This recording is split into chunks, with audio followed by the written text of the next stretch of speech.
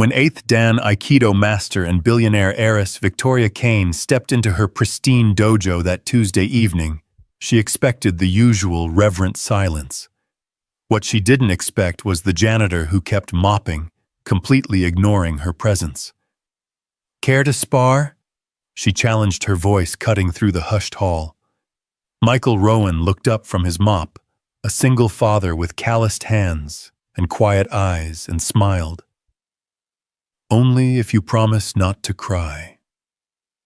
In that moment, the marble armor of a woman who controlled empires cracked for the first time in 18 years. If you're watching from anywhere in the world, drop your city in the comments below. I want to see how far this story travels now. Let me take you into a tale of pride loss and the unexpected places where we find our greatest strength. The Kane Metropolitan Dojo stood like a monument to perfection in downtown Seattle, its polished marble floors reflecting the soft glow of traditional paper lanterns. Every surface gleamed, every mat lay precisely aligned, every piece of equipment maintained to museum quality. It was Tuesday, 7:47 p.m., and the evening advanced class was about to begin. Victoria Kane's Maserati pulled into her reserved parking space with the whisper-quiet precision of German engineering. Through the floor-to-ceiling windows, she could see her students already kneeling in Caesar, their white gi pristine, their postures perfect. They knew she would arrive at exactly 7:50 p.m. as she had every Tuesday for the past 3 years. Punctuality, like everything else in Victoria's world, was non-negotiable. At 34, Victoria Kane commanded a business empire worth $2.3 billion. Kane Industries had risen from her grandfather's modest shipping company to a multinational conglomerate spanning technology, real estate, and renewable energy. Forbes had called her the Ice Phoenix, beautiful, untouchable, and rising from the ashes of every competitor who dared challenge her dominance. But here in this dojo, she was something more, something deeper. Victoria Kane was an 8th-Dan master of Aikido, a rank that typically required decades to achieve. She had earned it in 12 years through a combination of natural talent, obsessive dedication, and the kind of ruthless perfectionism that had built her empire. The black belt around her waist wasn't just fabric and cotton. It was a symbol of the only thing in her life that money couldn't buy: mastery earned through sweat, pain, and absolute commitment. She stepped out of her car, her designer athletic wear perfectly tailored, her long auburn hair pulled back in a severe bun that accentuated the sharp angles of her face. Even in workout clothes, Victoria Kane looked like she belonged on the cover of a business magazine. Power radiated from her like heat from a forge. The dojo's entrance doors were crafted from imported Japanese cedar, each plank hand-selected and fitted by master carpenters. They opened silently at her approach, responding to motion sensors that cost more than most people's cars. The familiar scent of tatami mats and incense enveloped her as she stepped inside. "Sensei Kane," her students murmured in unison, their heads bowing in perfect synchronization. 23 advanced practitioners, each one a black belt in their own right, each one treating her arrival like the entrance of royalty. Victoria nodded curtly, her sharp green eyes scanning the training floor with the intensity of a general inspecting troops. Everything was exactly as it should be. The mirrors spotless, the weapons rack organized with military precision, the temperature precisely controlled at 68 degrees. This was her sanctuary, the one place in her world where chaos could not penetrate. But tonight, something was different. In the far corner of the dojo, near the equipment storage area, a man was mopping the floor. He moved with slow, methodical strokes, completely absorbed in his work. The soft swish of the mop across the polished wood created a rhythm that seemed oddly out of place in the reverent silence of the training hall. Victoria's eyes narrowed. The cleaning crew was supposed to finish their work before evening classes began. This was a violation of protocol, a disruption to the sacred atmosphere she had spent years cultivating. The man was tall, but not imposing, probably in his mid-30s, with sandy brown hair that needed a trim and shoulders that spoke of honest labor rather than gym workouts. His janitor's uniform was clean but worn the kind of practical clothing that prioritized function over form. He moved with an economy of motion that struck Victoria as oddly graceful, each stroke of the mop deliberate and efficient. What bothered her most was his complete lack of awareness of her presence. Every person in this building knew who she was. Executives crossed streets to avoid her displeasure. CEOs scheduled their calendars around her availability. Yet this janitor continued his work as if she were invisible. "Excuse me," Victoria called out, her voice carrying the crisp authority that had silenced boardrooms full of men twice her age. The man paused, looked up and smiled. It wasn't the nervous, eager-to-please expression she was accustomed to receiving from service staff. It was calm, unhurried, and somehow amused. "Evening," he said simply, then returned to his mopping. Victoria felt a spark of irritation flare in her chest. She walked across the training floor, her bare feet silent on the polished wood, her students' eyes following her movement with barely concealed fascination. Confrontations were rare in the dojo, and when they occurred, they were usually brief and decisive. "I'm Victoria Kane," she said, stopping just outside the wet area he had been cleaning. "This is my dojo." The man straightened up, leaning on his mop handle. Up close, she could see that his eyes were a warm brown like coffee with cream, and they held a depth that seemed inconsistent with his humble occupation. There were lines around those eyes, the kind that came from smiling often, but also from squinting into harsh light and difficult truths. "Michael Rowan," he replied, extending a hand that was clean despite his work. "Nice to meet you, Ms. Kane." His handshake was firm without being aggressive, calloused without being rough. Victoria found herself momentarily off balance.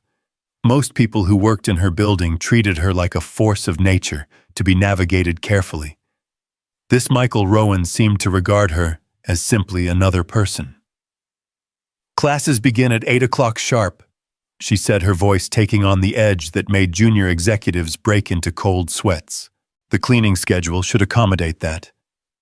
"Should be done in about 10 minutes, Michael replied, completely unruffled by her tone.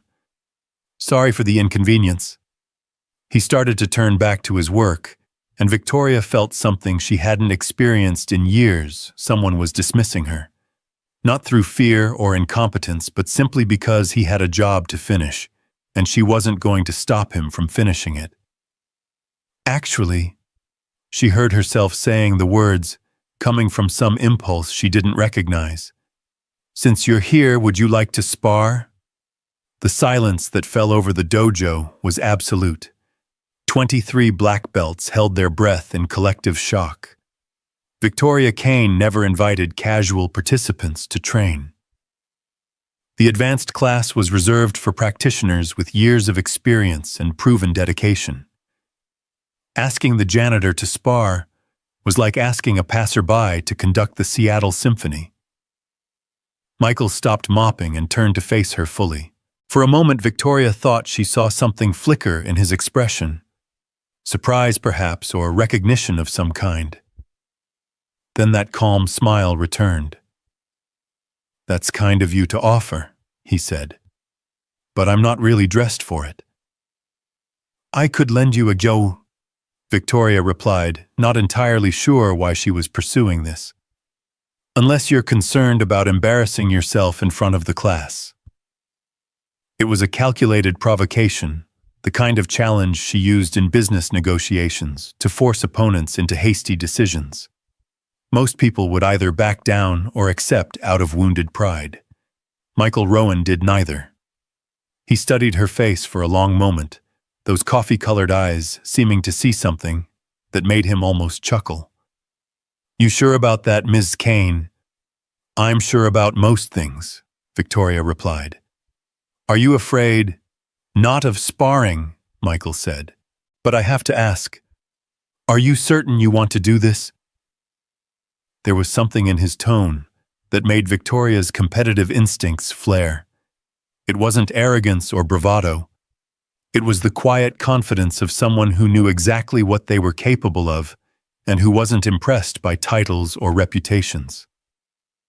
I'm an 8th-Dan master, she said, her voice carrying just enough edge to remind him exactly who he was talking to. I think I can handle whatever you might bring to the mat. Michael nodded slowly, as if she had just confirmed something he had suspected. He propped his mop against the wall and walked over to where she stood. The wet floor gleamed behind him like a mirror. All right then, he said, his smile widening just slightly. But only if you promise not to cry. The words hit the dojo like a physical force. Victoria felt her face flush, her hands clench involuntarily at her sides. In 34 years of life, no one had ever spoken to her with such casual disrespect. CEOs of Fortune 500 companies addressed her with more deference. Government officials requested meetings with more humility. But there was something about the way he said it that stopped her from unleashing the verbal barrage that was building in her throat. It wasn't malicious or mocking. It was almost playful, as if he were sharing a private joke that she hadn't quite gotten yet. I beg your pardon, she managed to say, her voice carefully controlled. I said only if you promise not to cry, Michael repeated, completely unperturbed by the murderous look she was giving him. It's just that you seem like someone who takes losing pretty hard, and I'd hate to ruin your evening. Behind her, Victoria could hear the barely suppressed gasps of her students. Someone was about to witness either the most spectacular humiliation of an overconfident janitor or the impossible spectacle of Victoria Kane being taken down a peg by a man in work clothes. Victoria Kane had built her empire on the principle that backing down was never an option. She had faced down hostile takeover attempts, regulatory investigations, and boardroom coups without flinching. She had earned her martial arts rank by defeating opponents who had been training since before she was born. The idea that a janitor might pose any kind of threat was so absurd it bordered on insulting. And yet, there was something about Michael Rowan that didn't fit the picture. The way he moved suggested an athlete, not a custodian. The confidence in his voice spoke of experience that went beyond mopping floors and emptying trash cans. Most importantly, his complete lack of intimidation in her presence suggested either remarkable stupidity or remarkable capability. Victoria Kane hadn't become one of the most successful people in the world by avoiding challenges, even ridiculous ones. Fine, she said, her voice sharp as a blade. Let's see what you've got. The advanced class watched in stunned silence as their sensei walked to the equipment storage area and retrieved a guest guy in Michael's size. The white cotton uniform was crisp and new, still bearing the creases from its packaging. Michael accepted it with a nod of thanks and headed toward the changing area. This is insane, whispered Jenny Martinez, a 3rd-Dan black belt who had been training with Victoria for 2 years. She's going to destroy him.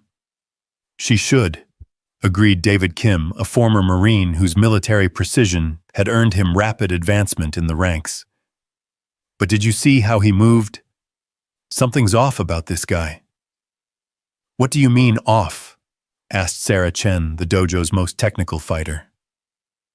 I mean, he moves like he knows how to fight, David replied quietly. Real fighting, not just martial arts. Victoria pretended not to hear their whispered conversation as she performed her own warm-up routine. She moved through a series of stretches and basic techniques with fluid precision, her body responding to commands honed by thousands of hours of practice. Her form was textbook perfect, each movement flowing seamlessly into the next. But even as she prepared her body for combat, her mind was racing with questions she couldn't answer. Why had she challenged a complete stranger to spar? Why did his casual dismissal of her status bother her so much? And why did that knowing smile of his make her feel like she was missing something important? Michael emerged from the changing area wearing the borrowed GI, and Victoria felt her first moment of genuine surprise. The uniform fit him perfectly, but more than that, he wore it like someone accustomed to the weight and feel of martial arts clothing. His stance was natural, his posture correct without being rigid. The playful janitor was gone, replaced by someone who looked like he belonged on a training mat. "Ready when you are, Ms. Kane," he said, bowing formally. Victoria returned the bow, noting that his form was precise without being showy. Traditional, but not slavishly so. Another piece of the puzzle that didn't quite fit. They moved to the center of the training floor, circling each other slowly. Victoria let her mind settle into the familiar rhythm of combat assessment. She cataloged her opponent's height, reach, likely speed, and probable experience level based on how he moved and positioned himself. Michael Rowan was about 6 feet tall, giving him a slight height advantage. His reach would be longer than hers, but Victoria had fought taller opponents before. His stance suggested some formal training, but it was difficult to determine which discipline or how advanced. He moved with the relaxed alertness of someone comfortable with physical confrontation, but that could mean anything from a few years of weekend classes to decades of serious study. What struck her most was his composure. He wasn't trying to intimidate her with aggressive posturing, nor was he showing the nervous energy of someone out of his depth. He was simply present, waiting to see what she would do. Victoria decided to test his defenses with a basic Irimi technique, entering his space with a diagonal movement designed to disrupt his balance. It was a fundamental Aikido approach, one that would reveal how well he understood the principles of the art. She stepped forward, and to the right, her hand reaching for his wrist, in a movement so practiced it was almost unconscious. It should have been a simple matter to redirect his energy and take him to the ground. Instead, Michael's wrist simply wasn't there when her hand arrived. He had moved with her, matching her timing so precisely that her technique found only empty air. It wasn't a block or a counter. He had simply flowed around her attack like water around a stone. Victoria felt a flicker of genuine surprise. That kind of timing required years of experience and exceptional spatial awareness. She reset her position and tried again, this time with a different angle of approach. Again, Michael flowed away from her technique with minimal effort. He wasn't fighting her so much as dancing with her, matching her movements with an ease that spoke of deep understanding. "Interesting style," Victoria commented, circling to her left. "Where did you train?" "Here and there," Michael replied. His attention focused on her center of gravity. "You're very good. Technical precision is excellent." The compliment should have pleased her, but something in his tone suggested it was qualified, as if her technique was impressive but somehow incomplete. Victoria decided to increase the pressure. She launched into a series of more complex attacks, testing different angles and rhythms. Each time, Michael responded with just enough movement to avoid her techniques, never more than necessary, never wasted motion. What was becoming clear was that he wasn't trying to attack her at all. He was simply neutralizing everything she threw at him with what appeared to be minimal effort. It was like fighting smoke. No matter how precisely she struck, there was nothing solid to connect with. After 5 minutes of this, Victoria was beginning to breathe hard. Not from physical exertion, but from the mounting frustration of being completely unable to land a technique on someone who should have been overwhelmed within the first 30 seconds. "Are you planning to actually spar or just avoid me all evening?" she asked, her voice carrying more edge than she intended. Michael's smile returned, and for the first time he initiated movement. He stepped toward her with what looked like a simple grab for her wrist, one of the most basic attacks taught in introductory classes. Victoria moved to deflect the grab with a standard iriminage technique, confident that his elementary approach would finally give her the opening she needed to demonstrate the difference in their skill levels. What happened next would replay in her mind for weeks to come. Michael's initial movement was indeed a feint, but it was so perfectly timed and positioned that Victoria's response to it put her in exactly the position he wanted her. As she moved to counter his apparent attack, he simply continued his motion, blending with her defensive technique, until suddenly she was the one being redirected. She felt her balance shift, her center of gravity moving away from her base of support. Instinctively, she tried to recover, but Michael was already there, his hands providing just enough pressure to keep her momentum flowing in the direction he had chosen. Victoria Kane, 8th-Dan master of Aikido, found herself being taken to the ground by a janitor using what appeared to be her own technique against her. She hit the mat with a controlled fall, her years of training preventing any injury. But as she rolled back to her feet, she was forced to confront a reality that challenged everything she thought she knew about herself and her abilities. The silence in the dojo was absolute. 23 black belts stared in shock at their supposedly invincible sensei, who had just been outmaneuvered by a maintenance worker with apparent ease. But Victoria's attention was entirely focused on Michael, who stood relaxed and ready, that same calm smile playing at the corners of his mouth. "How?" she asked, her voice barely above a whisper. "You telegraph your intentions about half a second before you move," Michael replied matter-of-factly. "And you rely too heavily on technique instead of intuition. Very pretty form, but it's all surface level." The criticism hit Victoria like a physical blow. She had spent 12 years perfecting those techniques, earning recognition from masters across 3 continents. Her form was considered exemplary by every instructor she had ever worked with. "That's impossible," she said. "I've been training since I was 15. I've competed at international levels." "I believe it," Michael replied. "Your technical knowledge is impressive, but you fight like someone who learned from books instead of experience. I've had thousands of hours of mat time with world-class instructors." Victoria shot back, her famous temper beginning to flare. "Against other students following the same rules you follow," Michael observed. "When's the last time you sparred with someone who didn't know they were supposed to lose to you?" The question hung in the air like a challenge.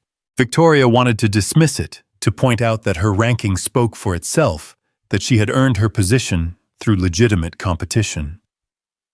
But as she thought about it, she realized that Michael might have a point. In her dojo, she was the undisputed authority. Students came to learn from her, not to defeat her. In competitions, opponents knew her reputation and often defeated themselves through intimidation before the match even began. In business, her martial arts background was part of her mystique, but it was never actually tested. When was the last time she had faced someone who had no reason to defer to her authority? Someone who didn't care about her rank or her reputation or her ability to make their life difficult. "Again," she said, settling back into her fighting stance. For the next 20 minutes, Victoria threw everything she had at Michael Rowan.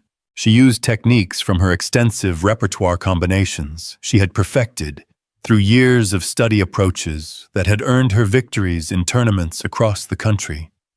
Michael neutralized them all with what appeared to be casual ease. He never struck her, never used excessive force, never showed any sign of aggression. He simply moved around her attacks like water flowing around stones, occasionally redirecting her energy when she overcommitted to a technique. It was the most comprehensive and humiliating defeat of Victoria's adult life, made worse by the fact that it didn't feel like a defeat at all. Michael never tried to dominate or embarrass her. He simply demonstrated with quiet consistency that her years of training had prepared her for a kind of fighting that bore little resemblance to actual conflict. When she finally stepped back, breathing hard and covered in sweat, Victoria found herself facing a truth she had never encountered before. She had no idea who she really was when stripped of her advantages. "Where did you learn to fight like that?" she asked, her voice hoarse with exertion. "I was a firefighter for 8 years," Michael replied, his own breathing barely elevated. "You learn a lot about reading people when their lives depend on your ability to predict what they'll do under stress." Victoria caught the past tense. Something flickered across Michael's expression, a shadow that suggested pain carefully buried. "Career ended a few years ago. Medical discharge." He didn't elaborate, and Victoria found herself curious about what could have forced a man who moved like Michael Rowan out of emergency services. But before she could ask, a small voice from the observation area interrupted her thoughts. "Dad, are you done playing with the lady?" Victoria turned to see a boy, perhaps 7 or 8 years old, standing near the dojo's entrance. He had Michael's sandy brown hair and the same calm, observant eyes. He was wearing a school backpack and holding what appeared to be a folded piece of paper. "Almost Noah," Michael called back. "Give me just a minute." The boy nodded and settled onto one of the benches near the entrance, pulling out a sketch pad and beginning to draw with the focused concentration that children brought to activities that truly captured their interest. "Your son?" Victoria asked. "Yeah," Michael replied, his entire demeanor softening as he looked toward the boy. "Noah. He comes here after school while I finish work. Hope that's all right." Victoria found herself nodding, though she wasn't sure why. The dojo had strict policies about unauthorized visitors, especially children. But something about the quiet boy sketching in the corner didn't feel like a violation of her carefully maintained order. "He's welcome," she heard herself saying. Michael's smile returned, but this time it was different. Warmer. The smile of a father who had just heard his child accepted by someone whose opinion mattered. "Thank you," he said. "That means a lot." As they bowed to formally end their sparring session, Victoria found herself studying Michael's face with the intensity she usually reserved for analyzing quarterly reports. The playful janitor who had challenged her was gone, replaced by a complex man whose depths she was only beginning to suspect. "Same time next week?" Michael asked as he headed toward the changing area. Victoria nodded before she could stop herself. "Same time next week." As Michael changed back into his work clothes and collected his son, Victoria stood in the center of her dojo, trying to process what had just happened. Her students had dispersed quickly after the demonstration, sensing that their sensei needed time to think. For the first time in 18 years, Victoria Kane felt truly uncertain about something fundamental to her identity. She had built her life on the premise that superior skill applied with sufficient intensity could overcome any obstacle. Her business success proved the theory. Her martial arts achievements seemed to confirm it. But Michael Rowan had just demonstrated that her understanding of her own abilities was built on assumptions that crumbled under actual testing. He had dismantled her technique with such ease that it felt less like defeat and more like education. As father and son prepared to leave, Noah approached her with the shy boldness that children sometimes displayed around adults they found interesting. "I drew this for you," he said, holding out the paper he had been working on. Victoria accepted the drawing and felt her breath catch. It was a sketch of 2 figures sparring, rendered with the kind of detail that suggested genuine artistic talent. But what struck her wasn't the technical skill. It was the way the boy had captured something in the two fighters that she hadn't even realized was there. In Noah's drawing, the two sparring partners weren't opponents. They were dancers, their movements complementing each other, their energy flowing in harmony rather than conflict. It was a child's interpretation of what he had witnessed, but it revealed something that Victoria's competitive mindset had missed entirely. "This is beautiful," she said, meaning it completely. "Thank you." Noah beamed and ran back to his father, who was waiting by the door. As they left, Victoria heard the boy ask, "Dad, why was the lady crying during the sparring?" "She wasn't crying, Noah," Michael replied gently. "Sometimes when people discover something new about themselves, their eyes water a little, like when you taste something really spicy, but it's actually delicious." The door closed behind them, leaving Victoria alone in her perfect dojo, with Noah's drawing in her hands, and tears she hadn't realized were falling, drying on her cheeks. For the first time in 18 years, Victoria Kane had encountered something that money couldn't buy, reputation couldn't intimidate, and technique couldn't overcome. She had met someone who saw past her carefully constructed facade to something raw and unfinished beneath. As she locked up the dojo that night, Victoria found herself thinking not about quarterly projections or strategic initiatives, but about the quiet confidence in Michael Rowan's eyes and the way his son had captured something true in a simple pencil sketch. She had built an empire by always knowing exactly what she wanted and how to get it. But as she drove home through the Seattle streets, Victoria Kane found herself wanting something she couldn't name from a man who had just proven that everything she thought she knew about herself might be wrong. The marble armor she had worn for so long felt heavier than usual as she walked into her penthouse apartment. And for the first time in years, Victoria wondered if protection and strength were the same thing after all. The following Tuesday arrived with the weight of unfinished business. Victoria found herself checking the clock in her corner office more frequently than usual, watching the hands crawl toward evening. She had spent the week replaying every moment of her encounter with Michael Rowan, analyzing it like a failed merger or a lost contract. But unlike business problems, this one resisted her usual methods of solution. She had tried researching him through her usual channels. A few discreet inquiries had yielded basic information. Michael Rowan, 36 years old, former Seattle Fire Department medical discharge 3 years prior, current employment, with citywide cleaning services. Single father, no criminal record, unremarkable credit history. The kind of background that revealed nothing and everything at once. What the reports couldn't capture was the way he had moved on that mat, or the quiet confidence that had made her feel like a student rather than a master. They certainly couldn't explain why she had spent the better part of a week thinking about a man who mopped floors for a living. Victoria Kane didn't dwell on people. She identified what she needed from them, obtained it efficiently, and moved on to the next objective. Personal relationships were strategic alliances carefully managed and clearly defined. The idea that a 30-minute sparring session with a janitor could occupy so much of her mental energy was both unprecedented and deeply unsettling.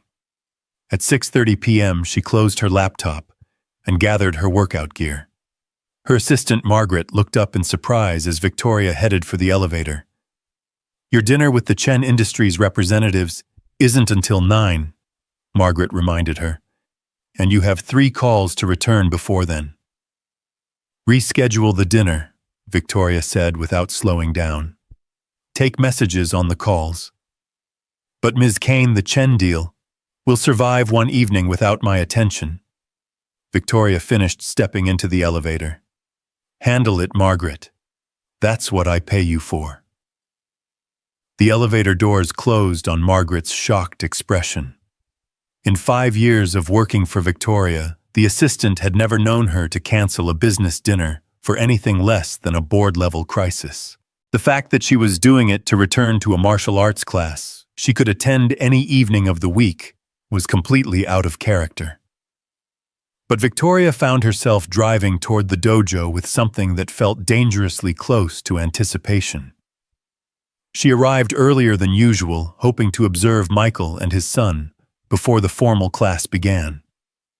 The parking lot held only a few cars, and through the windows she could see the boy, Noah, sitting in his usual spot on the observation bench. He was sketching again, his small face serious with concentration. Victoria entered quietly, noting that Michael was finishing his cleaning routine in a different section of the building. The main training floor was pristine, ready for the evening session. Without quite planning it, she found herself walking over to where Noah sat. "What are you drawing tonight?" she asked, keeping her voice gentle. Noah looked up with those thoughtful brown eyes so much like his father's. For a moment, he seemed to be deciding whether she was someone worth talking to. Then he held up his sketch pad. "Cranes," he said simply. "Paper cranes, but I'm trying to figure out how they'd look if they were real." The drawing was remarkably sophisticated for a child his age.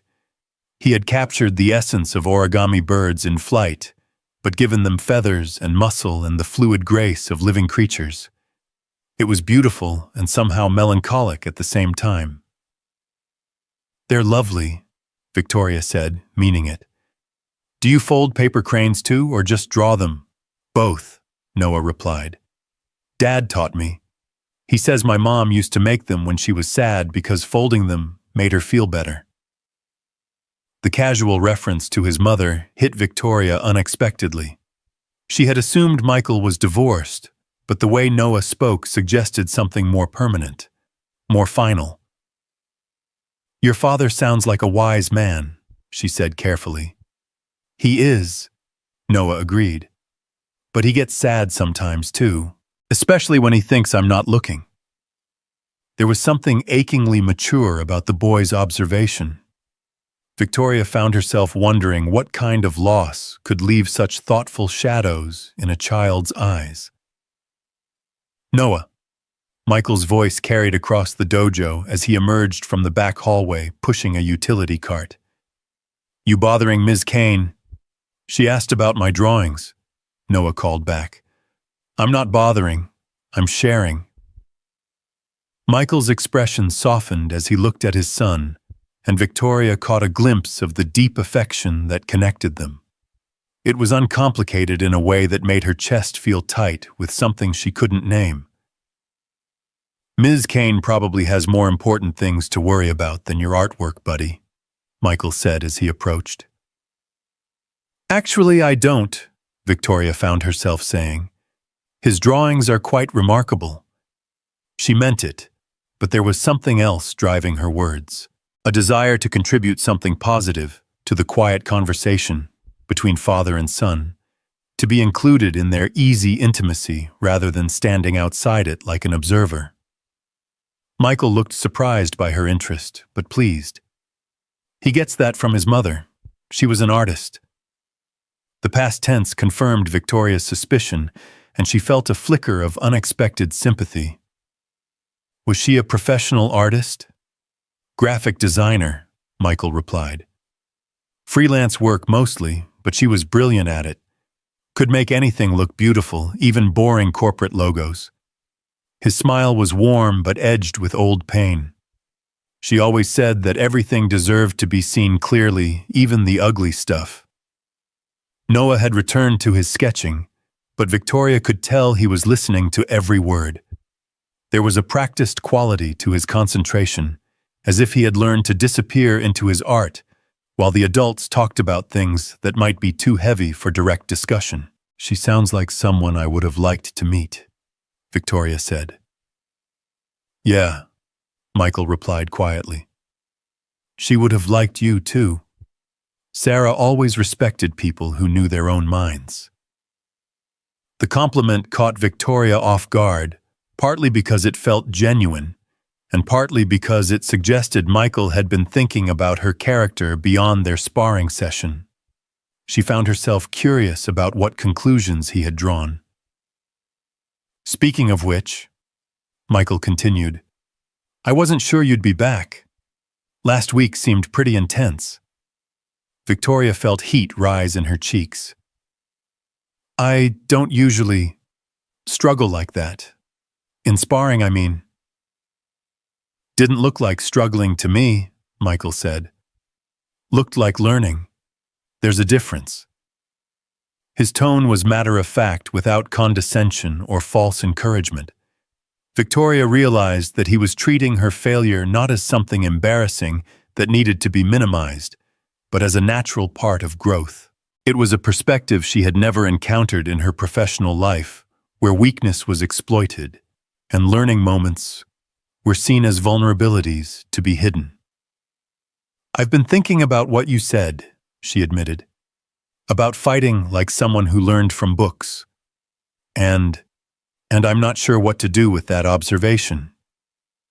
Michael leaned against the wall, his expression thoughtful. "Can I ask you something? When did you start training?" "I was 15. My father thought martial arts would give me discipline and focus for business."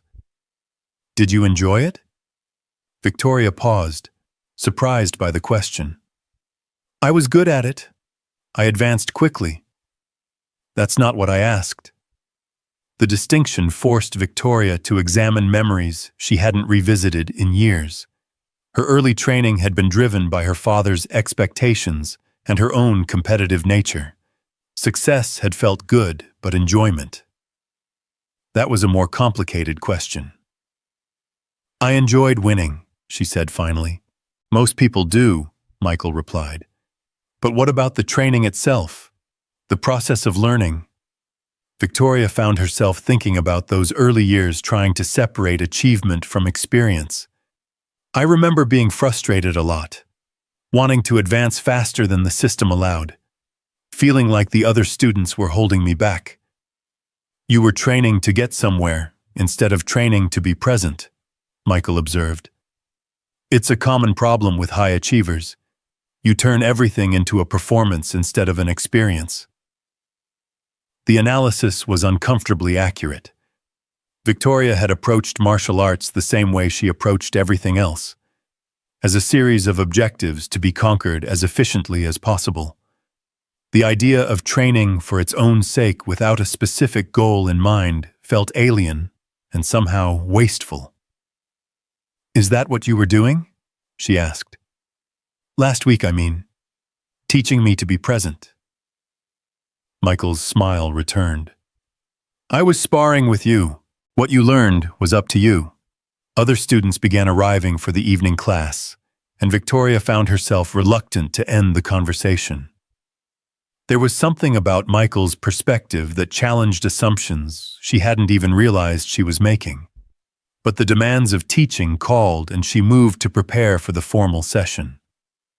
As the class progressed through warm-ups and basic techniques, Victoria found herself watching Michael and Noah from the corner of her eye. The boy had put away his sketch pad and was observing the training with quiet attention. Occasionally, he would shift position to get a better view of a particular technique, his movements unconsciously mirroring some of what he saw. "He's interested," Victoria commented to Michael during a brief break between exercises. "Very," Michael agreed. "But I'm not sure this is the right environment for him." Victoria looked around the dojo, trying to see it through a child's eyes.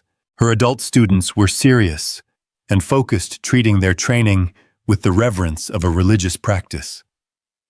It was an atmosphere that demanded maturity and self-discipline.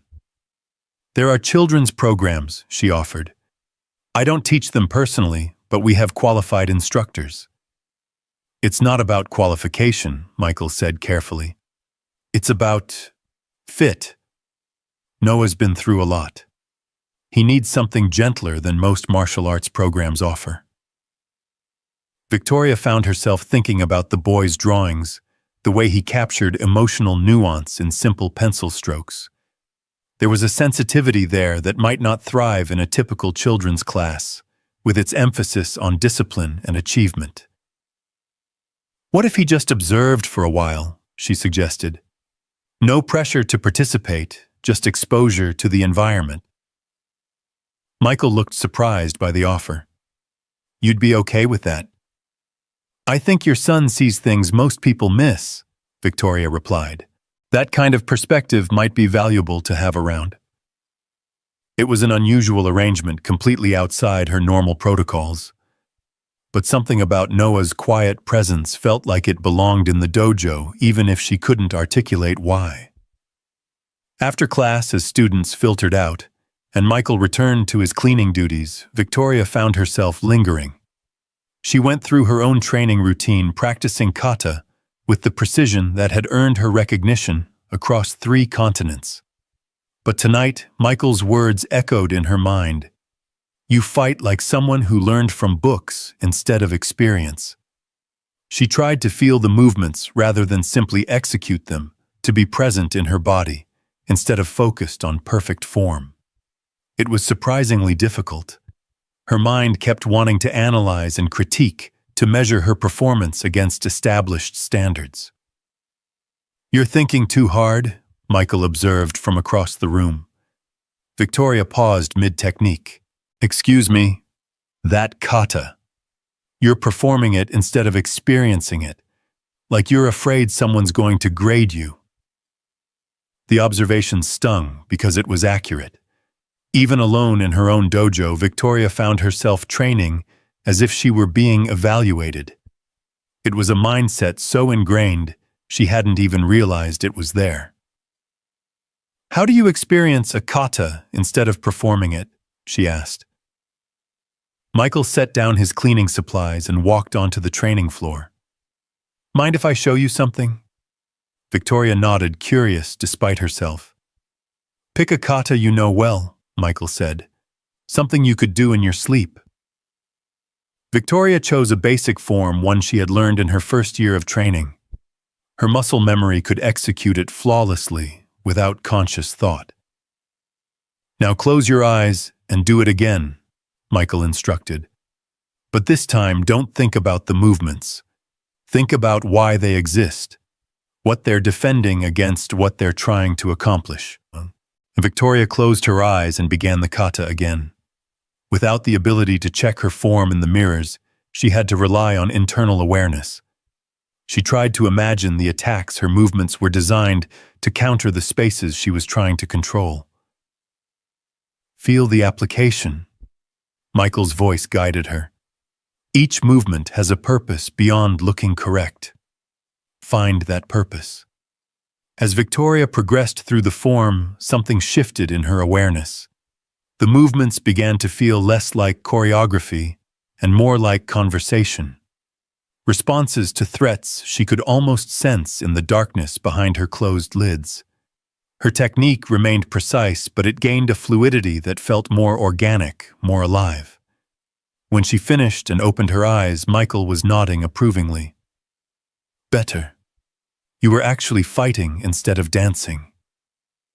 Victoria felt oddly breathless, as if the kata had required more energy when performed with intention than when executed purely for form. That felt different. Most people learn martial arts backwards, Michael explained. They start with the movements and hope to understand the applications later. But the movements only make sense when you understand what you're trying to accomplish. Is that how you learned? Michael's expression grew distant. I learned the hard way. Life or death situations don't give you time to remember the proper technique. You do what works, or you don't go home. There was something in his tone that made Victoria want to ask more questions, but also warned her not to push. Whatever experiences had shaped Michael's understanding of combat were clearly painful ones. The fire department, she asked gently. Among other things. Michael's smile returned, but it was edged with something she couldn't identify. Let's just say I had some very effective teachers. Before Victoria could respond, Noah appeared at the edge of the training floor. He had been sitting so quietly that she had almost forgotten he was there. "Dad," he said softly. "It's time." Michael glanced at the clock and nodded. "Right. Sorry, Noah. Lost track of time." As father and son prepared to leave, Noah approached Victoria with another folded paper. This time it wasn't a drawing, but an origami crane perfectly formed from what looked like notebook paper. "This is for you," he said. "Dad says giving someone a crane means you want them to be happy." Victoria accepted the delicate paper bird, struck by the precision of its folds and the thoughtfulness of the gesture. "Thank you, Noah. This is beautiful." The boy smiled, the first completely uninhibited expression she had seen from him, and ran back to his father. As they headed for the door, Victoria heard Noah ask, "Dad, why does the lady always look sad when she thinks no one's watching?" Michael's response was too quiet for her to hear, but she saw him glance back at her with an expression that suggested Noah's observation had surprised him too. After they left, Victoria stood alone in her dojo, holding a paper crane and feeling like something fundamental had shifted in her understanding of herself. A child had seen through her carefully maintained facade to something she hadn't even realized was visible. The idea that her sadness was apparent to an 8-year-old boy was both humbling and terrifying. She walked to her office and placed the crane on her desk, next to Noah's drawing from the previous week. The two pieces of art seemed to anchor something in the sterile perfection of her workspace, adding warmth to a room designed for intimidation and control. Victoria found herself thinking about Sarah Rowan, the woman who had taught her son to fold cranes when he was sad. What kind of person created beauty as a response to pain? What kind of mother raised a child who could see sadness in strangers and respond with gifts, more importantly? What kind of loss had taken such a person from the world and left her husband and son to navigate grief alone? As Victoria locked up the dojo that night, she realized that her questions about Michael Rowan had multiplied rather than diminished. Each answer revealed new mysteries, new depths to explore. For someone who prided herself on understanding people quickly and completely, the complexity of this quiet man and his thoughtful son was both frustrating and fascinating. The drive home took her through the heart of Seattle, past the gleaming towers that housed her various business interests. Normally, the sight of her empire filled Victoria with satisfaction and purpose. Tonight, the buildings seemed like monuments to something she was beginning to question. She had built her life on the premise that strength meant control, that success meant domination, that vulnerability was weakness to be hidden or eliminated. But Michael Rowan seemed to operate from entirely different assumptions. His strength was quiet rather than forceful, his success measured in his son's well-being rather than external achievements. Most unsettling of all, his willingness to acknowledge pain and loss, to fold paper cranes when sad, suggested a kind of courage that Victoria had never considered. The courage to be present with difficult emotions rather than conquering or avoiding them. In her penthouse apartment surrounded by the trappings of her success, Victoria found herself studying Noah's paper crane by the light of the city skyline. The delicate folds seemed impossibly precise for a child's hands. But more than that, they represented a philosophy she was only beginning to understand. Creating beauty in response to sadness, finding strength in gentleness, offering gifts instead of taking victories. For the first time in 18 years, Victoria Kane wondered if she had been measuring her life by the wrong standards entirely. And for the first time since she was 15 years old, she found herself curious about what she might discover if she stopped performing long enough to actually experience what it meant to be herself. The paper crane sat on her nightstand. As she fell asleep, a small reminder that some kinds of strength required no armor at all. The paper crane had become a talisman of sorts, sitting on Victoria's desk, where she could see it during board meetings and conference calls. 3 weeks had passed since Noah had given it to her, 3 weeks of Tuesday evenings that had begun to reshape her understanding of strength and vulnerability. She found herself looking forward to those sessions with an anticipation that felt foreign and somehow dangerous. On this particular Tuesday, Victoria arrived at the dojo to find an unexpected crowd. Word had spread through Seattle's martial arts community about the Kane Dojo's advanced program, and tonight brought visitors from 3 other schools. Among them was Sensei Hiroshi Tanaka, a 7th-Dan master whose reputation for technical perfection was matched only by his reputation for crushing egos. Victoria felt the familiar tightness in her chest that came with being evaluated by peers. In the martial arts world, reputation was everything, and tonight her teaching would be scrutinized by some of the most respected practitioners in the Pacific Northwest. As students filtered in for the evening session, Victoria noticed Michael working quietly in the background, preparing the space with his usual methodical care. Noah sat in his customary spot, but tonight he seemed more withdrawn, his sketch pad held close to his chest, as if protecting himself from the increased scrutiny of strangers. "Ms. Kane," Sensei Tanaka approached with the formal bearing that marked old-school traditionalists. "Thank you for allowing us to observe your program.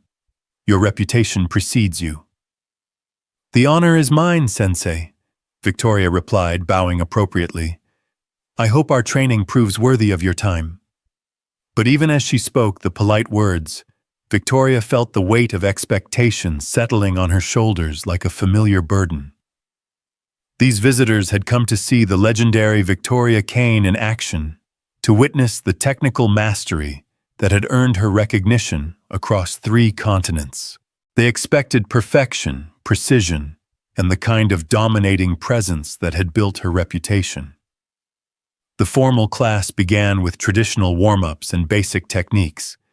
Victoria moved through the instruction with her usual crisp authority, demonstrating applications with the textbook precision that had always been her trademark.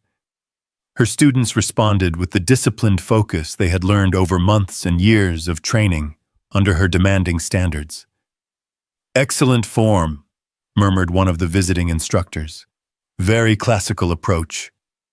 Victoria should have felt pleased by the approval, but instead she found herself thinking about Michael's words from the previous week. "You're performing it instead of experiencing it." Even as she executed perfect techniques, she felt disconnected from the movements, going through motions that felt increasingly hollow. As the class progressed to more advanced applications, Sensei Tanaka requested permission to participate directly. "If I may, Ms. Kane, I would like to feel your technique personally. Observation has its limitations."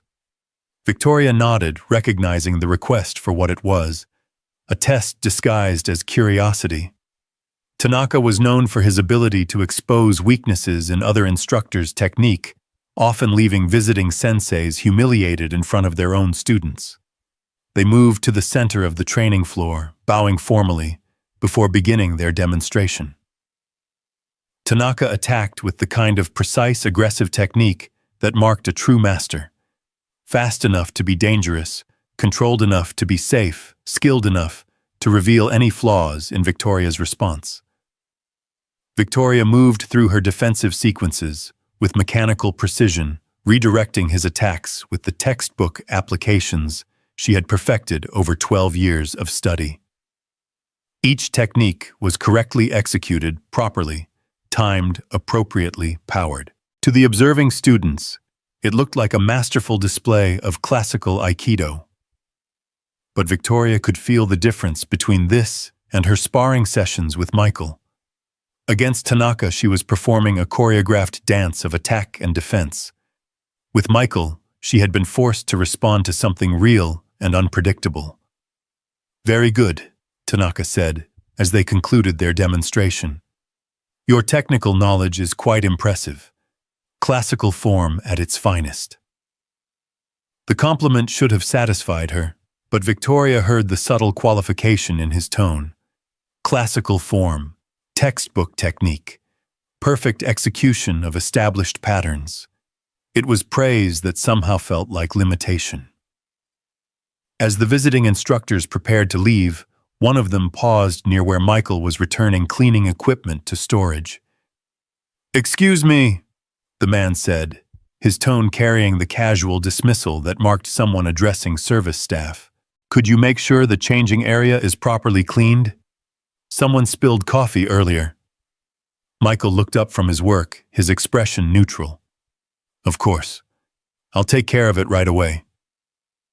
But Sensei Tanaka had overheard the exchange, and his attention focused on Michael with the predatory interest of someone who sensed opportunity for entertainment.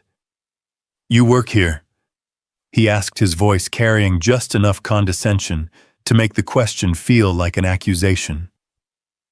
"I do," Michael replied simply. "Ever train?" Tanaka pressed. "You move like someone with experience."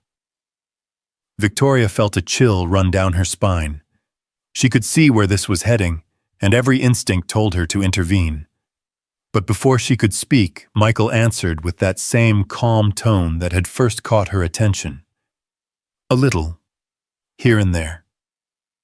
Tanaka's smile was sharp as a blade. "Perhaps you'd like to demonstrate. It's always interesting to see how amateur practitioners interpret classical technique." The insult was subtle but unmistakable.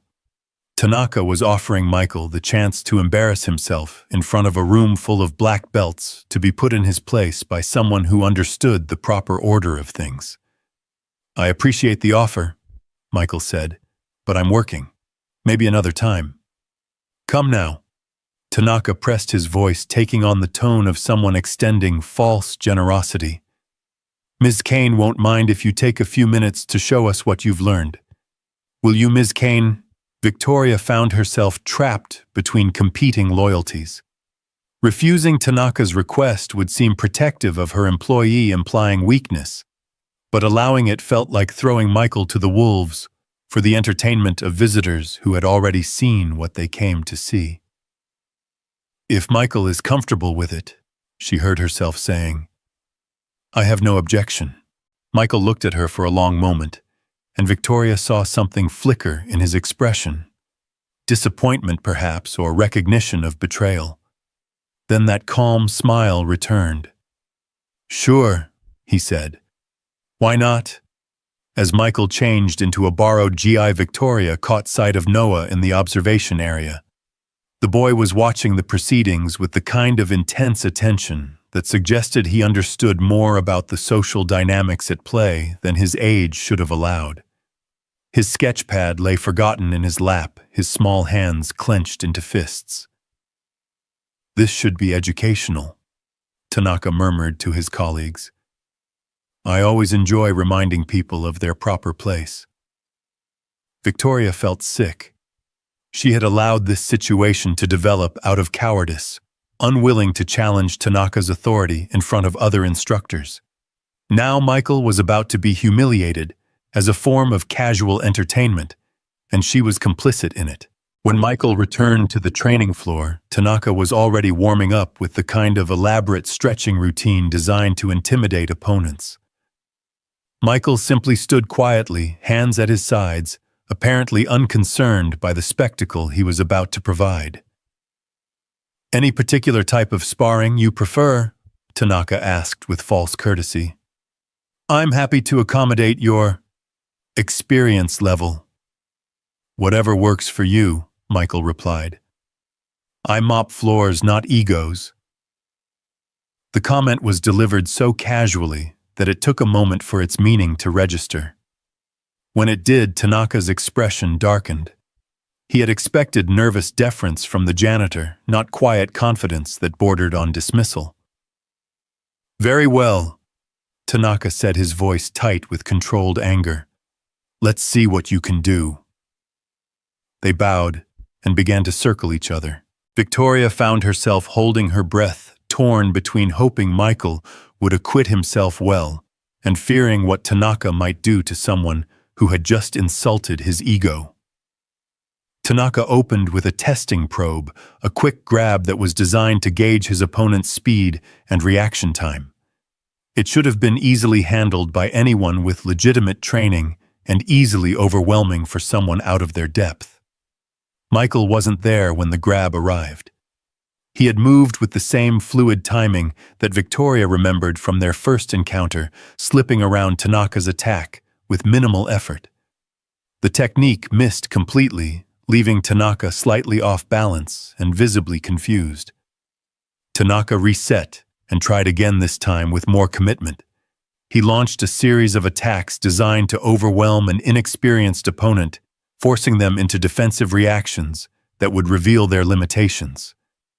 Each attack found only empty space. Michael flowed around Tanaka's techniques like water around stones, never blocking, never countering, simply ensuring that he wasn't where the attacks were aimed. His movement was economical and efficient, wasting no energy on unnecessary motion. Victoria could see the frustration building in Tanaka's face. This wasn't how the demonstration was supposed to go. The janitor should have been overwhelmed within the first 30 seconds, reduced to clumsy defensive reactions that would highlight the difference between real training and amateur dabbling. Instead, Tanaka found himself pursuing an opponent who seemed to anticipate his every move. It was like fighting smoke. No matter how precisely he attacked, there was nothing solid to connect with. "Stand still and fight." Tanaka snapped, his carefully maintained composure beginning to crack. "I am fighting," Michael replied, his breathing still calm and controlled. "You're just attacking where I was, not where I am." The observation was delivered without malice, but it cut Tanaka's pride like a razor. He was being made to look foolish by a maintenance worker in front of colleagues who would carry the story back to dojos across the city. Tanaka's next attack came with real aggression behind it, the kind of force that could cause serious injury if not properly controlled.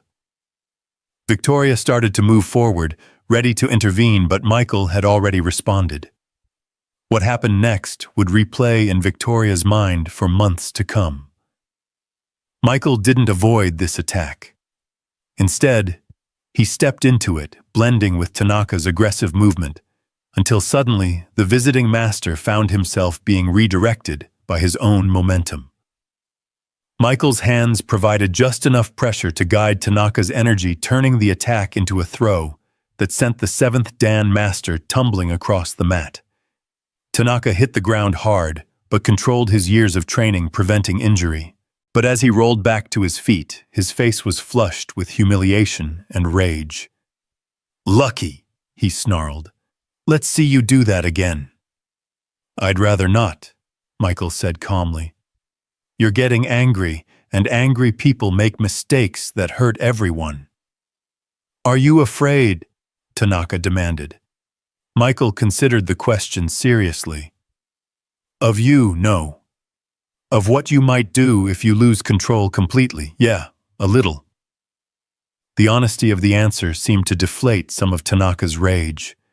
He looked around the dojo, seeing the shocked faces of students and visiting instructors who had just witnessed a maintenance worker outmaneuver one of the region's most respected masters. "Who are you?" Tanaka asked quietly. "Michael Rowan," came the simple reply. "And I really do need to get back to work now." As Michael bowed and walked toward the changing area, Victoria found herself studying the faces of the visiting instructors. They looked like people trying to process something that didn't fit their understanding of how the world worked. Tanaka himself seemed torn between admiration and humiliation, unsure how to react to being so thoroughly outclassed by someone he had expected to dominate. "Where did you find him?" one of the visitors asked Victoria quietly. "He found me," Victoria replied, realizing as she said it that it was completely true. After the visitors left, Victoria found herself alone in the dojo with Michael and Noah. The boy had returned to his sketching, But Victoria could see the tension in his small shoulders, the way he held his pencil too tightly. "I'm sorry," she said to Michael as he finished changing back into his work clothes. "I should have stopped that." "Why?" Michael asked. "Tanaka needed to learn something and I needed to be reminded of something." "What did you need to be reminded of?" Michael was quiet for a long moment, his attention focused on Noah. That protecting what matters sometimes means accepting consequences you'd rather avoid. Victoria followed his gaze to his son, understanding suddenly that Michael's demonstration hadn't been about pride or proving himself.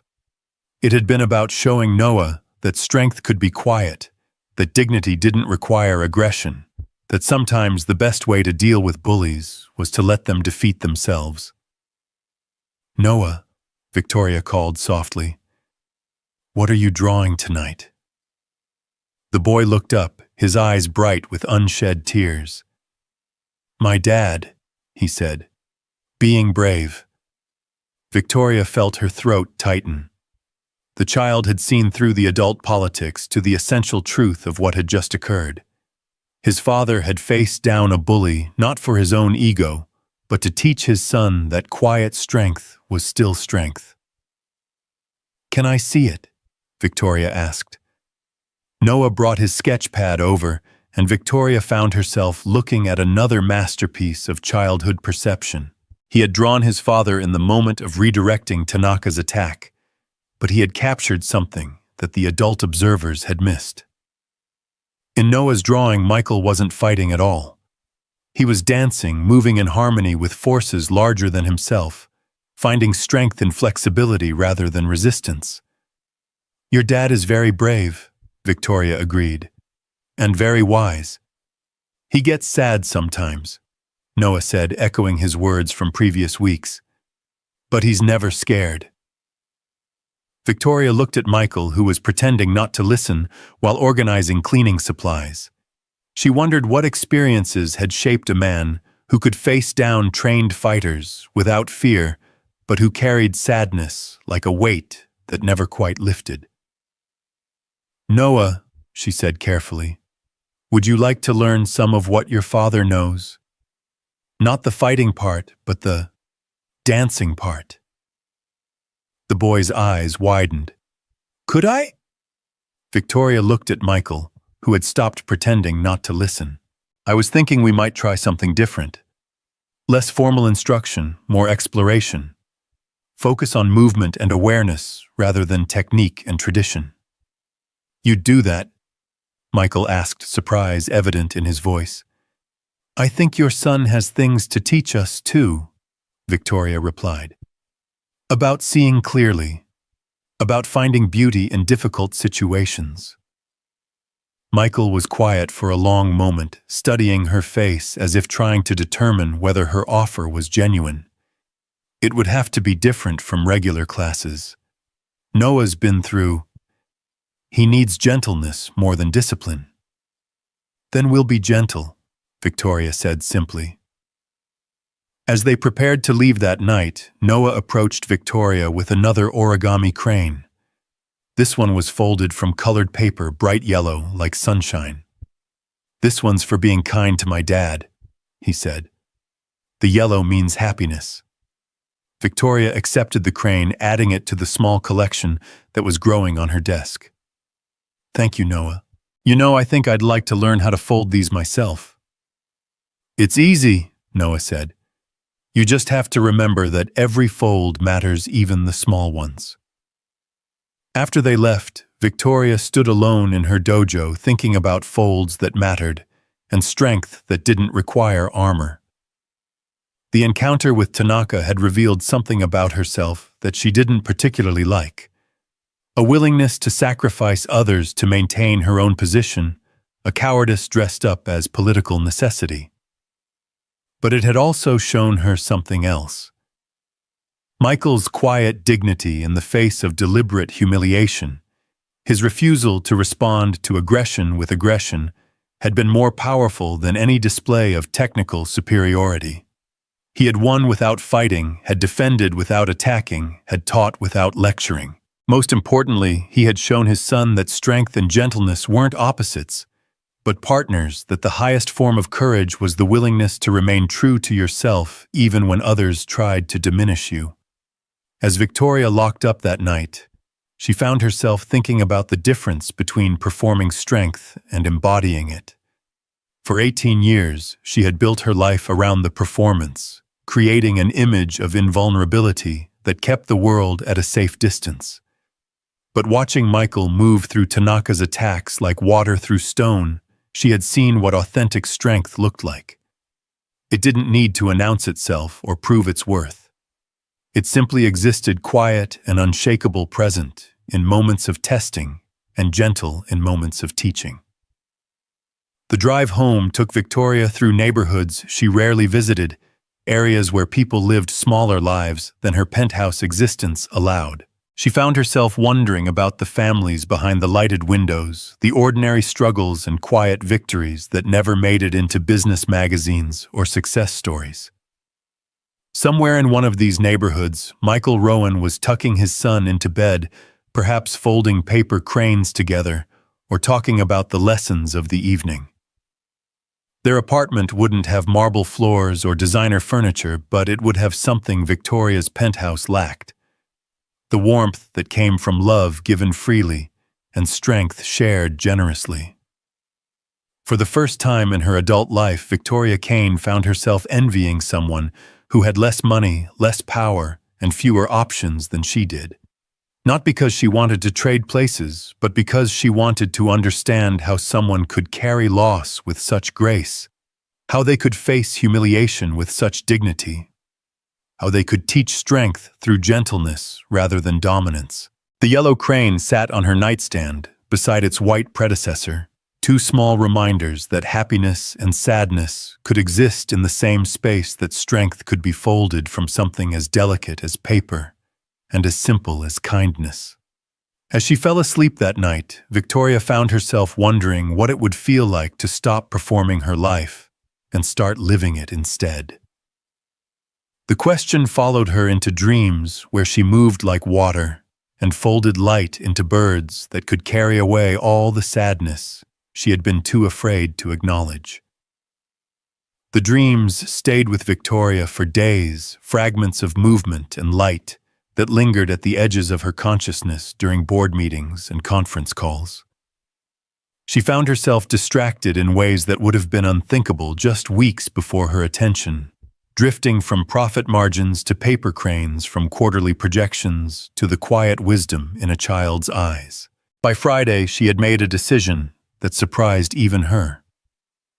Instead of her usual weekend routine of reviewing reports and preparing for the coming week, Victoria found herself at a craft store in downtown Seattle, standing in front of displays of origami paper with the bewildered expression of someone venturing into completely foreign territory.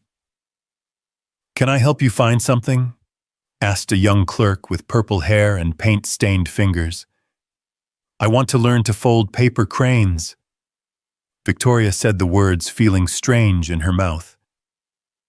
"I have no idea where to start." The clerk's face lit up with genuine enthusiasm. "Oh, that's wonderful. Cranes are challenging but so rewarding. Let me show you what you'll need." 20 minutes later, Victoria left the store with packages of origami paper in various colors, an instruction book, and a sense of embarking on something that felt both trivial and monumentally important. The idea of Victoria Kane, billionaire CEO, sitting in her penthouse apartment, learning to fold paper birds, was absurd enough to make her question her own sanity. But as she spread the delicate sheets of paper across her marble dining table that evening, something about the process felt right in a way that closed-door negotiations and hostile takeovers never had. The instructions were precise but forgiving, requiring patience rather than aggression, technique rather than dominance. Her first attempts were disasters. The paper tore under her impatient fingers, the folds refused to align properly, and what should have been elegant cranes looked more like abstract sculptures of frustration. Victoria Kane, who had mastered complex martial arts forms and intricate business strategies, found herself defeated by colored paper and geometric precision. She was about to abandon the effort when she remembered Noah's words. You just have to remember that every fold matters, even the small ones. Victoria started over this time, slowing down, paying attention to each crease and corner. She thought about Michael's movement during their sparring sessions, the way he seemed to work with forces rather than against them. She tried to apply that same principle to the paper guiding, rather than forcing, suggesting, rather than demanding. Her fourth attempt produced something that actually resembled a crane, albeit a lopsided one with uneven wings. Victoria found herself staring at the imperfect creation with a sense of accomplishment that felt completely disproportionate to the achievement. It was just folded paper after all. But it was also something she had made with her own hands, something that existed because she had been patient enough to let it emerge. The weekend passed in a haze of paper and concentration. Victoria folded crane after crane, each one slightly better than the last, each one teaching her something about the relationship between intention and result. She discovered that rushing led to tears, that forcing led to asymmetry, that the most beautiful birds emerged when she trusted the process, rather than trying to control every aspect of the outcome. By Sunday evening, her dining table was covered with a flock of paper cranes in every color imaginable. Some were perfect, some were charmingly imperfect. All were evidence of hours spent in a state of mind that Victoria had never experienced before. Complete absorption in an activity that served no strategic purpose and generated no measurable profit. Monday morning brought the return of her usual schedule, but Victoria found herself carrying one of the cranes in her briefcase, a small reminder of the peace she had discovered in patient creation. During a particularly contentious budget meeting, she found her fingers tracing the bird's folded wings beneath the conference table, using its presence to center herself in ways that years of meditation apps had never achieved. Tuesday evening arrived with the weight of anticipation that had become familiar over the past month. But tonight felt different, charged with possibility, in ways that Victoria couldn't quite articulate. She arrived at the dojo early, her gym bag containing not just workout clothes, but a small package of origami paper and 3 of her weekend's creations. Noah was already in his usual spot, but tonight he wasn't alone. A girl about his age sat beside him, their heads bent together over his sketch pad, in the kind of intense collaboration that marked true friendship. The girl had long black hair and wore glasses that seemed too large for her delicate face. "That's Emma," Michael explained as he approached Victoria. "Noah's friend from school. Her mom's working late tonight, so I told her she could hang out here until pickup time. Hope that's okay." Victoria found herself nodding, though the sight of 2 children in her pristine dojo should have triggered her usual concerns about liability and protocol. Instead, she felt curious about what Noah might have told his friend about their Tuesday evening routine. "What are they working on?" she asked. "Emma's teaching Noah some advanced origami techniques," Michael replied with a smile. "Apparently, she's something of a prodigy. Been folding since she was 4. Victoria watched as the girl demonstrated a complex series of folds to Noah, her small hands moving with the kind of precision that spoke of years of practice. There was something beautiful about their collaboration, the way Noah's artistic eye combined with Emma's technical skill to create something neither could have achieved alone. "Emma," Victoria called softly, not wanting to interrupt, but curious to meet Noah's friend. The girl looked up with bright, intelligent eyes that reminded Victoria of herself at that age. Intense, focused, slightly wary of adult attention. "Hello," she said politely. "Noah told me you're learning to fold cranes." "I am," Victoria replied, "though I suspect I'm not very good at it yet." "Nobody's good at first," Emma said matter-of-factly. It's like learning to read. You have to make mistakes before you can do it right. The simple wisdom of the observation struck Victoria as profound. In her professional life, mistakes were weaknesses to be hidden, failures to be minimized or blamed on others. The idea that errors might be necessary steps in learning, rather than evidence of inadequacy, was both foreign and oddly liberating. "Would you like to see what we're working on?" Emma asked with the generous spirit that marked truly confident children. Victoria approached their workspace and found herself looking at origami creations that defied her understanding of what was possible with folded paper. Emma had created a dragon so detailed and lifelike that it seemed ready to take flight, while Noah had folded a crane that appeared to be in mid-dance, its wings spread in a gesture of pure joy. "These are incredible," Victoria said, meaning it completely. "How long have you been learning?" "Emma's been teaching me the hard stuff," Noah replied. "But she says the most important thing isn't being perfect. It's understanding what you're trying to say." "What do you mean?" Victoria asked. Emma adjusted her glasses with the serious expression of someone preparing to explain something important. "Every fold tells a story. Like if you're sad, your crane will look different than if you're happy. The paper knows how you're feeling." Victoria thought about her weekend of folding, remembering how her emotional state had seemed to influence the results. The cranes she had made while frustrated were angular and tight, while those created in moments of calm had flowing, graceful lines. "Can you show me?" Victoria asked. The evening that followed was unlike any in Victoria's memory.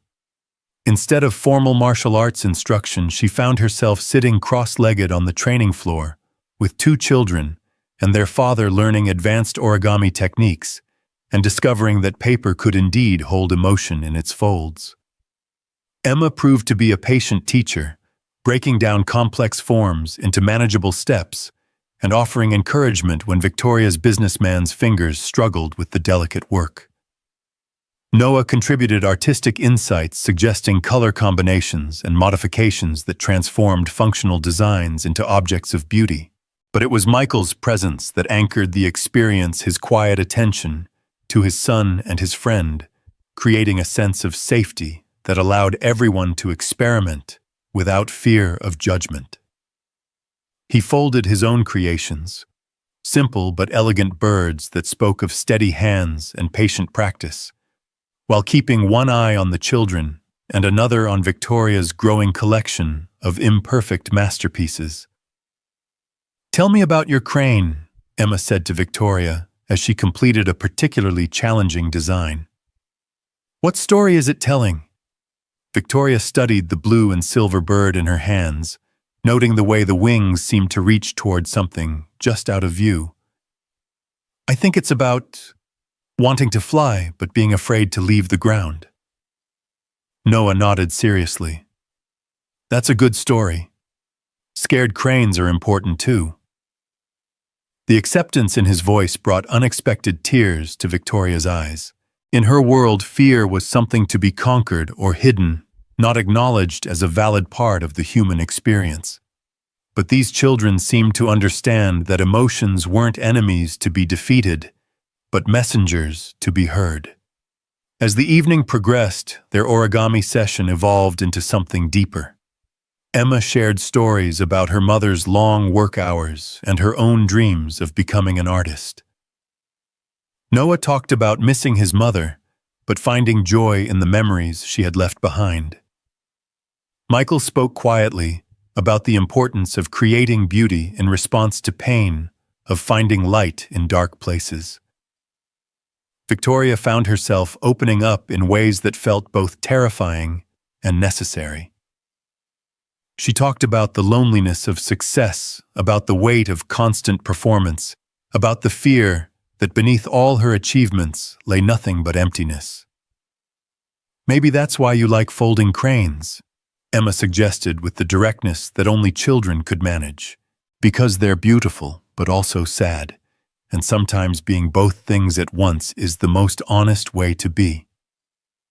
The observation hit Victoria like a physical blow, not because it was harsh, but because it was true.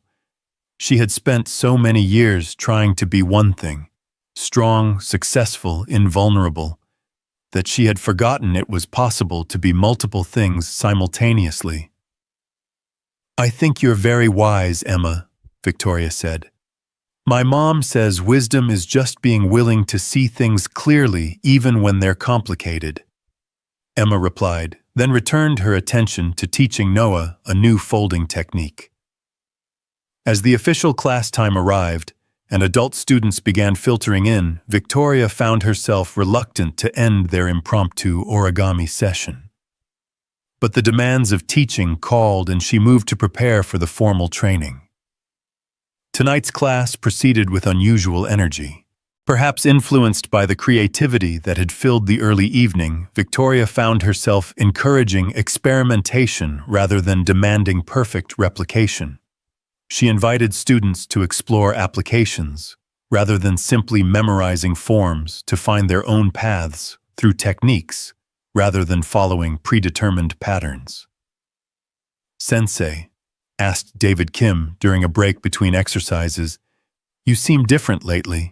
More flexible." Victoria considered the observation.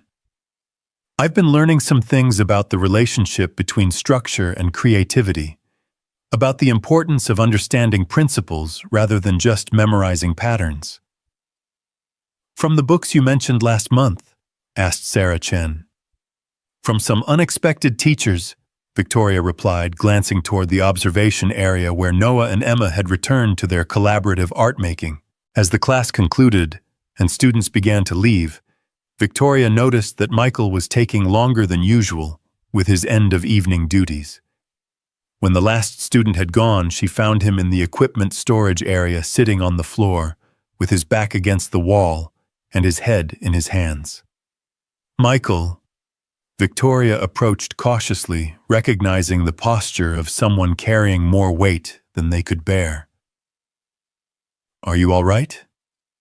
He looked up with eyes that held a depth of sadness she had glimpsed before, but never seen so clearly. "Just tired," he said, but his voice carried the kind of exhaustion that sleep couldn't cure. "Is it Noah? Is he okay?" "Noah's fine," Michael replied quickly. "Better than fine, actually. Tonight was good for him. It's just—" He trailed off, leaving the sentence hanging between them, like an unfinished origami fold. Victoria found herself settling onto the floor beside him, abandoning the formal distance she usually maintained with employees. "It's just what—" she asked gently. Michael was quiet for a long moment, staring at his hands, as if they held answers to questions he didn't know how to ask. "Do you ever feel like you're failing at the most important job you'll ever have?" The question caught Victoria off guard, both because of its vulnerability and because of how closely it echoed her own recent self-doubts. "You mean parenting?" "Sarah was the artist," Michael said, his voice barely above a whisper. "She was the one who knew how to nurture creativity, how to help Noah see beauty in everything. I fix things that are broken and clean up messes. I don't know how to be enough for him." Victoria felt her heart break for this man, who had seemed so strong, so certain of his place in the world. "Michael, your son adores you. Anyone can see that." "But is adoration enough?" Michael asked. "Tonight, watching him with Emma, seeing how he lit up when you paid attention to his art, I realized how much he's been missing. The kind of creative support his mother would have given him. The kind of person who understands that making beautiful things matters." "You fold cranes with him," Victoria pointed out. "You taught him that art can heal sadness." "Sarah taught me that," Michael corrected. "I'm just passing along her wisdom. But what happens when Noah outgrows what I can give him? What happens when he needs more than I know how to provide?" Victoria found herself thinking about Emma's earlier observation about the importance of being multiple things at once. Maybe the answer isn't about being enough by yourself.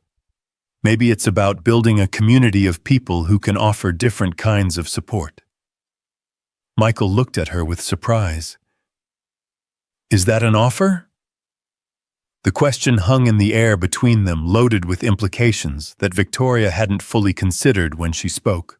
Was she offering to be part of Noah's support system? Was she suggesting a relationship that extended beyond Tuesday evening encounters? I think, Victoria said carefully, that Noah has taught me as much as I could ever teach him, and I think there's value in learning from each other, in creating spaces where different kinds of wisdom can flourish. Even though I'm just the janitor and you're the billionaire CEO, Michael asked, but there was humor in his voice now rather than bitterness. Especially because of that, Victoria replied. I need to learn how to create beauty from simple things. And maybe Noah needs to see that success doesn't have to mean losing sight of what matters. They sat in comfortable silence for a while, two people who had found themselves in unexpected territory, navigating the space between professional boundaries and personal connection. Around them, the dojo held its usual peace, but tonight it felt different, less like a temple to perfection, and more like a sanctuary for growth. Victoria, Michael said finally, using her first name for the first time since they had met. Would you like to get coffee sometime?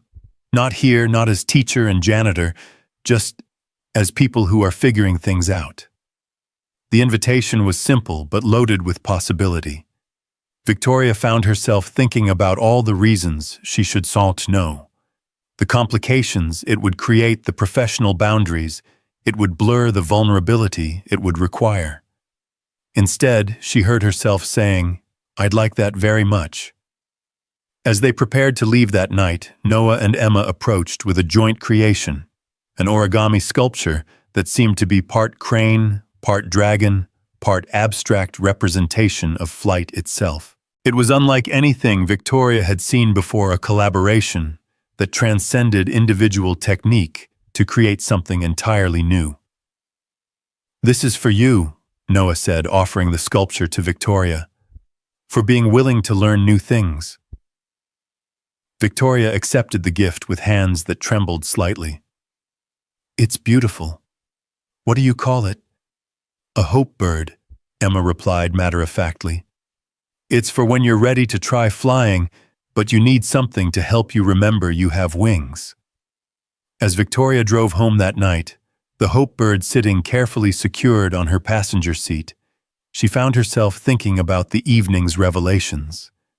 She had discovered that teaching could be learning, that strength could include vulnerability, that the most profound moments often emerged from the simplest activities. Most importantly, she had begun to understand that the walls she had built around her life, walls designed to protect her from pain and uncertainty, had also kept her from experiencing the kind of joy that came from genuine connection with others. The hope bird sat on her nightstand, beside the growing collection of paper cranes, a reminder that some flights required faith rather than control, trust rather than certainty. For the first time in 18 years, Victoria Kane found herself ready to discover what might happen if she stopped protecting herself long enough to find out who she really was beneath all the armor. The question that had haunted her for weeks, about the difference between performing strength and embodying it, seemed closer to an answer. True strength, she was beginning to understand, wasn't about having no weaknesses. It was about being brave enough to let the right people see your vulnerabilities, wise enough to accept help when it was offered, and generous enough to offer your own gifts in return. As sleep took her that night, Victoria's dreams were filled with paper birds taking flight, carrying messages of hope across skies that no longer seemed quite so vast or threatening. And somewhere in those dreams, she found herself learning to fly alongside them, discovering that the ground she had clung to for so long had never been as safe as the journey she had been too afraid to begin. The coffee invitation materialized into reality on a Saturday morning that felt suspended between seasons, with autumn's last warmth giving way to winter's first whisper.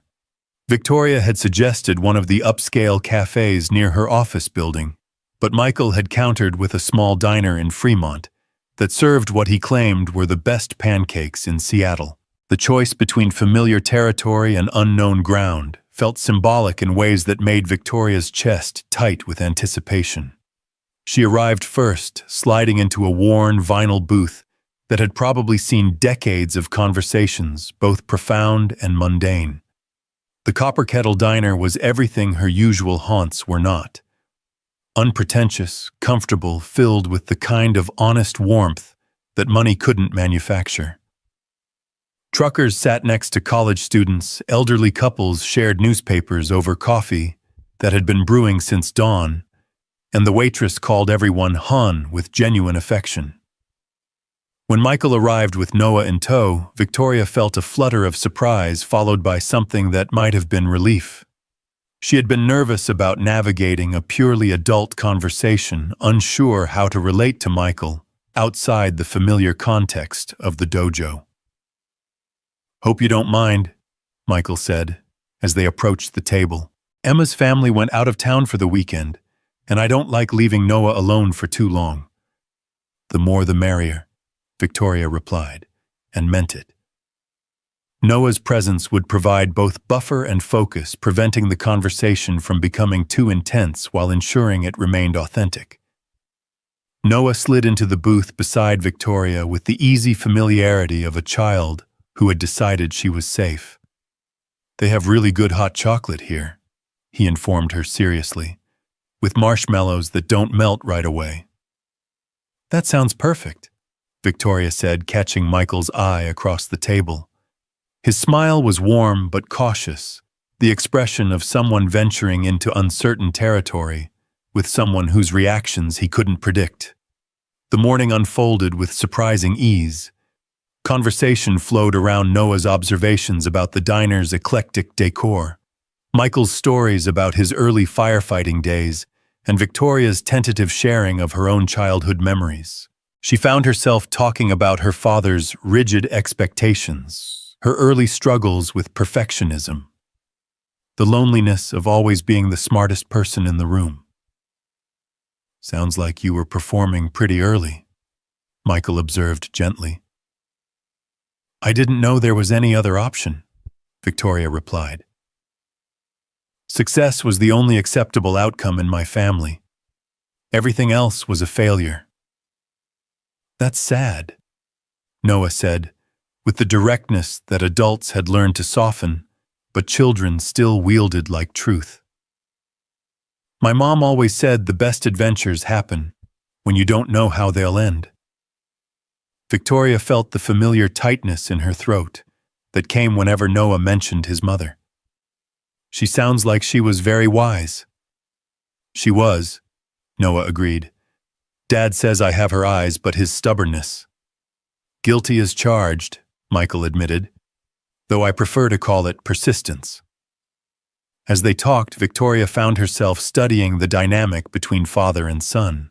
There was an ease between them that spoke of deep trust, but also a careful gentleness that suggested they had both learned to handle fragile things with extra care. Michael's attention to Noah was complete, but never smothering, guiding, without controlling, protecting, without overprotecting. "Can I ask you something?" Victoria said to Michael during a lull in conversation. "How do you do it? Balance everything, I mean. Work, parenting, your own healing. It seems impossible." Michael was quiet for a moment, stirring sugar into his coffee with the methodical care he brought to everything he did. "Honestly, most days I feel like I'm barely keeping my head above water. But Sarah used to say that the secret wasn't having all the answers. It was being willing to admit when you needed help." "Do you need help, I mean?" The question hung between them, loaded with implications that Victoria wasn't sure either of them was ready to examine fully. Michael looked at her with those steady brown eyes that seemed to see more than they revealed. "Everyone needs help," he said finally. "The trick is recognizing it when it comes in unexpected packages." 3 weeks later, Victoria found herself in completely unfamiliar territory. The sidelines of a youth soccer game, cheering for Noah's team with an enthusiasm that would have mystified her business associates. The invitation had come casually, Noah mentioning that he had a game on Saturday and wondering if she might want to come watch. Victoria had accepted before fully considering the implications of spending her weekend at a suburban soccer field. But as she watched Noah race across the grass with the determined intensity he brought to everything he cared about, Victoria discovered that there were forms of entertainment more satisfying than corporate networking events. The pure joy on the children's faces, the supportive cheers from parents who had nothing to gain from each other except community, the simple pleasure of celebrating effort regardless of outcome. It was a world away from the calculating atmosphere she was used to. "He's getting stronger," Michael observed, settling beside her on the aluminum bleachers with coffee from the concession stand. "More confident." Victoria watched Noah steal the ball from an opposing player and pass it skillfully to a teammate. "The art classes are helping, I think. Emma says confidence in one area builds confidence in others." The art classes had been Victoria's idea, implemented after she had witnessed Noah's talent during their origami sessions. She had quietly arranged for him to attend weekly lessons with one of Seattle's most respected children's art instructors, framing it as a scholarship program to avoid any awkwardness about charity. "You didn't have to do that," Michael had said when she first mentioned the arrangement. "We could have figured something out." "I wanted to," Victoria had replied. "Talent like his deserves nurturing. Besides, I'm learning as much from him as any teacher could provide." It was true. The Tuesday evening origami sessions had evolved into something unprecedented in Victoria's life. Time spent creating for the pure joy of creation, without agenda or expectation of return. Noah and Emma had become her teachers in the art of being present, of finding satisfaction in process rather than outcome. Now, watching Noah play with the kind of focused joy that had become his trademark, Victoria felt a deep satisfaction that had nothing to do with profit margins or market dominance. She was witnessing the flowering of potential she had helped nurture, contributing to something beautiful, without needing to control or claim credit for it. "Victoria," Michael said quietly, "there's something I want to tell you. About Sarah, about what happened." Victoria felt her attention sharpen. In all their conversations over the past months, Michael had shared memories of his wife, but never the details of her loss. She had sensed the pain beneath his carefully maintained composure, but had never pushed for information he wasn't ready to share. "You don't have to," she said. "I want to," Michael replied.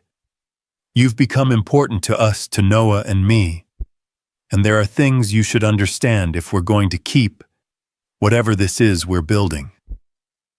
Victoria nodded, giving him space to find his words, while keeping part of her attention on Noah, who was currently engaged in an animated discussion with the referee about an alleged foul. "Sarah had cancer," Michael said simply. "Diagnosed when Noah was 4. We had 2 years to say goodbye, which was a gift and a curse at the same time. Long enough to prepare him as much as any child can be prepared, but also long enough to watch her fade away piece by piece."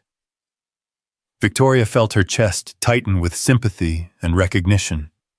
She understood now why Michael moved through the world with such careful attention to the present moment, why he treated each day with Noah as precious and finite.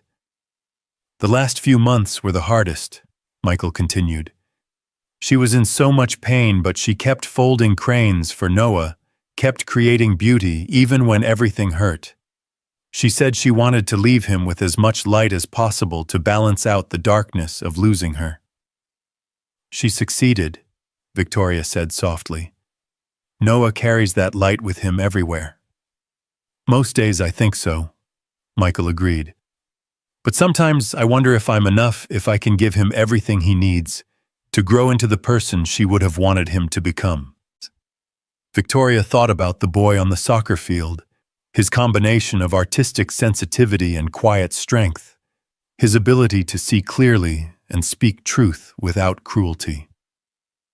Michael, you're raising an extraordinary human being. Sarah would be proud of both of you. Some days I feel her approval, Michael said. Other days I feel like I'm fumbling in the dark, making it up as I go along. Maybe that's what good parenting looks like, Victoria suggested. Caring enough to worry, being brave enough to try, staying open enough to learn. Michael looked at her with surprise. You sound like you've given this a lot of thought. Victoria realized she had. Over the past months, watching Michael navigate fatherhood with such intentional care had made her examine her own relationship with guidance and growth.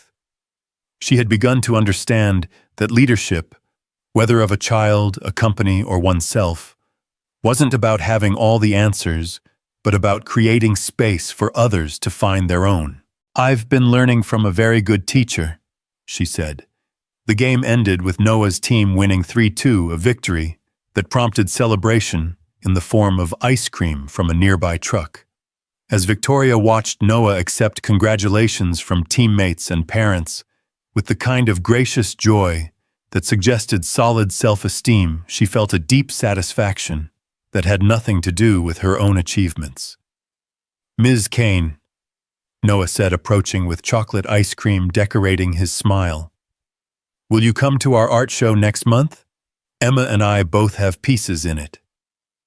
I wouldn't miss it, Victoria replied, meaning it completely. The art show held in the community center where Noah and Emma took their weekly classes was unlike any cultural event Victoria had ever attended. The walls were covered with the uninhibited creativity of children aged 5 to 16 works that prioritized expression over technique, joy over perfection. Parents and siblings crowded the small space, voices overlapping in excitement and pride.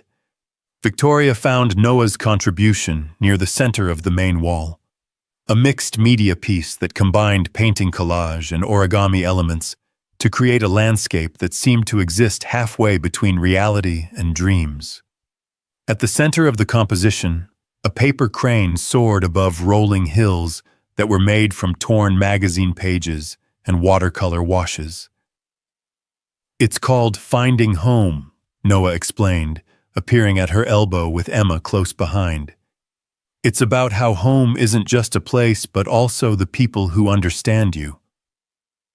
Victoria studied the piece more closely, noting the careful placement of each element, the way the crane seemed to be both departing from and arriving at the landscape below. It's beautiful, Noah, and very wise. Emma helped with the technical stuff, Noah said generously. But the idea came from watching you and Dad learn to be friends. The observation hit Victoria unexpectedly. In the months since their first coffee meeting, her relationship with Michael had evolved into something she struggled to define. It was deeper than friendship, but more complex than romance, built on shared concern for Noah, but extending into areas of mutual support and understanding that neither of them had expected. What do you mean? Victoria asked. You were both lonely before, Emma said with the matter-of-fact wisdom that marked her contributions to any conversation. But in different ways. Now you're lonely together sometimes, which is better than being lonely alone. Victoria felt tears prick her eyes. The children had seen something in the developing relationship between her and Michael that the adults themselves were still trying to understand. They had recognized the careful way two damaged people were learning to trust each other, the gradual building of something that might become a foundation for healing. You're both very observant, Victoria said. Artists have to be, Noah replied seriously. Mom always said that making good art meant seeing what was really there, not just what people wanted you to see. Later that evening, after the art show had ended, and the last proud parents had departed with their young creators, Victoria found herself walking through downtown Seattle with Michael and Noah. They had started at the community center, moved to dinner at a family restaurant that specialized in comfort food, and were now wandering without destination through the city streets. This has been perfect, Victoria said, as they paused at a viewpoint overlooking Elliott Bay. The water stretched dark and peaceful before them, dotted with the lights of ferries and cargo ships pursuing their own quiet purposes. It has, Michael agreed. Noah, what did you think of your first art show? I liked seeing everyone's different ways of making beautiful things, Noah replied. But mostly I liked that you and Victoria were there together. It felt like a family might feel. The words hung in the cool evening air, honest and hopeful and terrifying in their implications. Victoria felt her carefully maintained boundaries wavering the walls she had built around her heart, developing cracks that let in both light and vulnerability. Noah, Michael said gently. Victoria has her own life, her own responsibilities. We can't expect... Actually, Victoria interrupted, surprising herself with the certainty in her voice. I've been thinking about that. About life and responsibilities and what really matters. She turned to face them both, these two people who had somehow become central to her existence without her quite noticing when it happened. I've spent 18 years building a life that looks impressive from the outside, but feels empty on the inside. Perfect achievements, perfect control, perfect isolation. Victoria, Michael started, but she held up a hand. Let me finish, she said. You've both taught me things I never knew I needed to learn. About strength that doesn't require armor, about success that doesn't require defeating others, about love that makes you bigger instead of smaller. Noah was watching her with those serious brown eyes that seemed to contain understanding far beyond his years. Michael's expression was carefully neutral, the look of someone afraid to hope for something he wanted too much. What I'm trying to say, Victoria continued, is that I don't want to go back to the life I had before I met you. I want to build something new, something that includes all of us, if you're willing. Like a family. Noah asked, his voice small but hopeful. Like a family. Victoria confirmed, feeling the words reshape something fundamental in her chest. If your dad thinks that's a good idea. Michael was quiet for a long moment, studying her face as if trying to determine whether her offer was real or just another performance designed to achieve a desired outcome. Are you sure? He asked finally. This isn't a business merger, Victoria. This is messy and complicated, and there are no guarantees. I'm terrified, Victoria admitted. But I'm more terrified of spending the rest of my life wondering what might have happened if I'd been brave enough to try. What about your company, your empire? Victoria looked out over the water, thinking about the towers of steel and glass that housed her various enterprises, the carefully constructed monument to her own ambition. It'll still be there, but maybe it doesn't have to be the only thing that defines me. Are you proposing to my dad? Noah asked, with the directness that had become his trademark. Victoria laughed, a sound that felt lighter than any she had produced in years. I'm proposing that we figure it out together, all of it. The scary parts, and the beautiful parts, and everything in between. Michael stepped closer, close enough that she could see the hope and fear warring in his expression. You know, this changes everything, right? No going back to being the untouchable Victoria Kane once you let us into your life completely. Good, Victoria said simply. I'm tired of being untouchable." 6 months later, Victoria stood at the edge of the training floor in her dojo, watching as Noah led a group of younger children through basic origami techniques. The weekly children's art and movement class had been his idea, a combination of gentle martial arts, instruction, and creative expression that drew families from across the city. "Remember," Noah was saying to a 6-year-old struggling with a complex fold, "the paper wants to be a crane.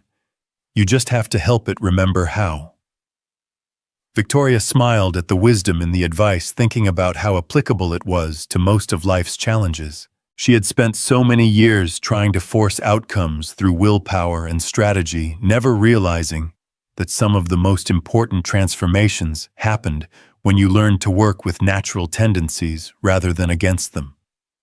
"He's a natural teacher," Michael observed, joining her at the edge of the mat. "Patient, but encouraging. Reminds me of someone else I know." Victoria leaned into his shoulder, still surprised by how natural physical affection had become between them. The transition from friendship to something deeper had been gradual and careful, built on foundation of shared values and mutual respect rather than passionate impulse. "The demonstration's in 2 weeks," Victoria said. "Are you ready?" The statewide Aikido demonstration had been Michael's suggestion, a chance for Victoria to showcase the evolved teaching philosophy that had emerged from their months of collaboration. Instead of focusing purely on technical mastery, their demonstration would emphasize the integration of martial arts principles with creative expression, mindfulness with practical application. "As ready as I'll ever be," Michael replied. "Though I still think you're crazy for agreeing to this." "Probably," Victoria agreed. "But it's the good kind of crazy. The kind that leads to growth instead of stagnation." They had been planning the demonstration for months, working together to create something that honored traditional Aikido while incorporating the lessons they had learned about presence, creativity, and authentic strength.